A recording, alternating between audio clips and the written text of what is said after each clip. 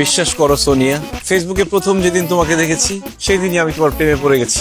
আমি তোমাকে ভালোবেসে ফেলছি। I love you. ছি বাবা, তোমার লজ্জা করছে না? এই মেয়ে তোমাকে বাবা বলতেছে কেন? নাদিয়া মিস, আমি তো খুব হতাশ।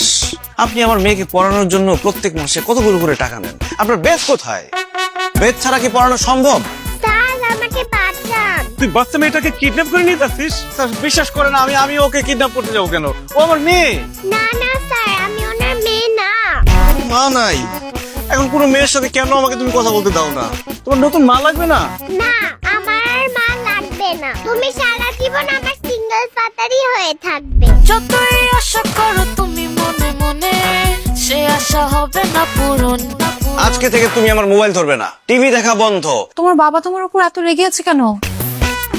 মা মরা মেয়েটা আমার না খেতে খেতে অসুস্থ হয়ে যাবে, তাকে কে দেখবে? ঠিক আছে, আমি আপনাকে রান্নায় হেল্প করছি। বাবার সাথে কিচেনে যাবেন না। কেন? বাবা তোমার হাত ধরবে। আমি আপনার মেয়ের টিচার, আমাকে নিয়ে আপনি এসব ভাবেন? ছি! সিঙ্গেল ফাদার থেকে যাবে তুমি, সিঙ্গেল ফাদার। সারাক্ষণ কিন্তু তোমার মেয়ে আশা আর আশার বাবার কথা বলে। আশার বাবার প্রতি ওর দরদটা একটু বেশি মনে হচ্ছে না?